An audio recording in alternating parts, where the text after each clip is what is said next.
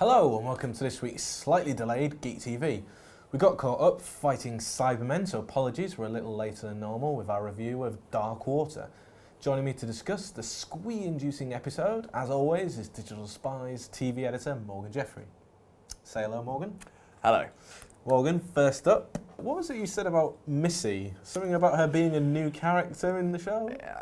It's another case of Morgan being wrong about Doctor Who. Yeah, Peter Capaldi's not going to be the Doctor because he's in the Musketeers. Missy's an original character. If this, we've only got a couple more Geek TVs to do, and then I think I'm just going to pack it in because clearly I'm not qualified to fulfill this position. So were you surprised? Pleasantly surprised? I was surprised. Well, I wasn't as surprised as I might have been because, yeah, okay, I've been going on and on about how I thought Missy was an original character, but as there was the build-up to the transmission of Dark Water, there seemed to be a lot of hype and a lot of speculation, not just in fan circles, but it seemed like the BBC were actively encouraging it, this idea of who is Missy. So then, I did start to clock, oh, okay, they wouldn't be making this much fuss if it was just some random alien. So I did think, oh, it must be a figure from the Doctor's past.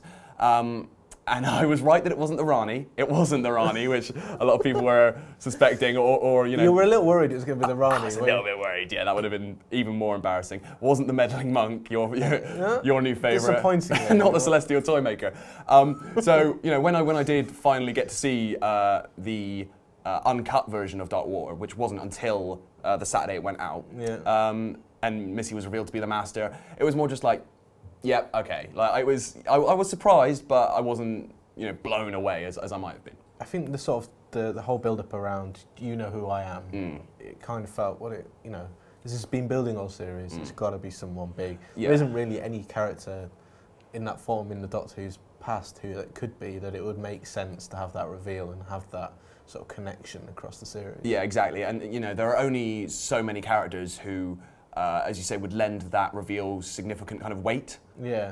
So it has to be someone big, and there are only so many big villains in Doctor Who's history, and yeah, so it was the Master. So remind us where we last saw the Master, and give us for people who are new Who fans, a brief history of the character and the significance in the story. Okay, well, so the Master is another Time Lord, like the Doctor, probably his greatest sort of singular rival, and they were friends back when they were little time babies, time tots, and then obviously... It sounds like a BBC Three spin-off waiting to happen. BBC spin-off waiting to happen, yeah. And they were friends as kids, and then obviously they both grew into very different people. The Doctor just wanted to explore the universe, the Master wanted to rule the universe, and so they've been at odds ever since. And he first came into the show in the 70s, in the sort of John Pertwee era, because that Doctor was stranded on Earth, and there's only so many times you can have the Earth invaded by aliens before it becomes ridiculous. So you needed a recurring villain.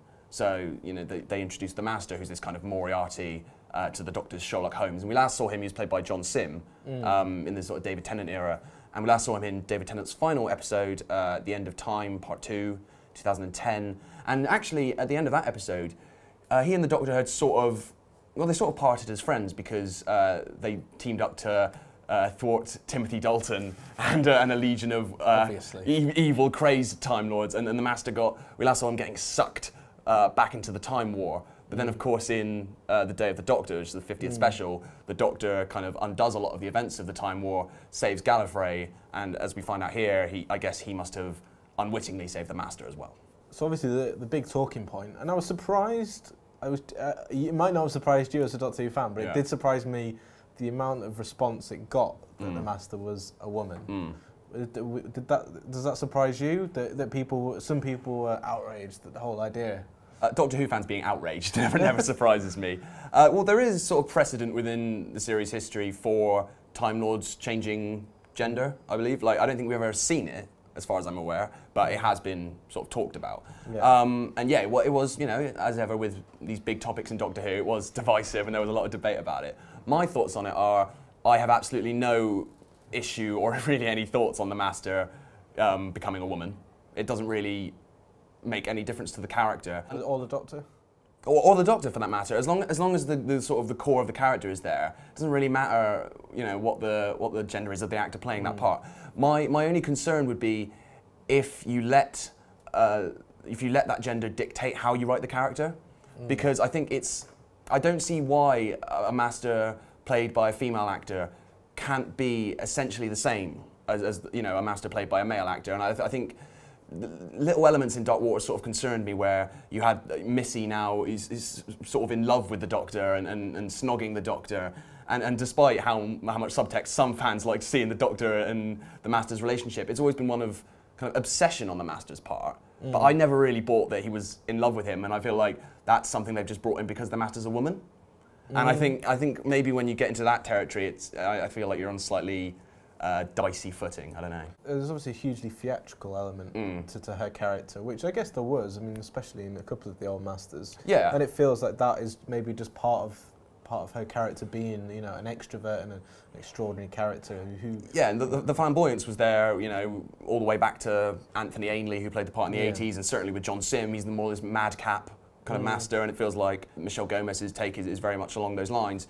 But I don't know, there's just certain things they did with Missy that I don't think you would have ever seen with John Sim's Master. Yeah. And I feel like they're letting, as I say, they're letting the gender of the actor playing the role dictate a little bit how the character's written, and not necessarily in a good way. And there are certain resemblances to a lot of other female characters in recent Doctor Who history, which is I guess is where that fits in. If those characters hadn't existed, I think you would still have a point, but it would maybe feel like, well, that's just the route they've gone. But it does feel a lot like she resembles a lot of other recent female characters. Yeah, this is something that a lot of people on the internet have spotted. Is kind of there's an image going around on Tumblr, I believe, of all these different female characters that Stephen Moffat has created, and they're all quite similar. They're all a little bit mad, a little bit sexual, unpredictable mysteries, enigma women, and you've got not just in Doctor Who, but also in Sherlock with Irene Adler. It's very much in the same vein, and it feels like what they've done with the Master is kind of revert to that form a little bit.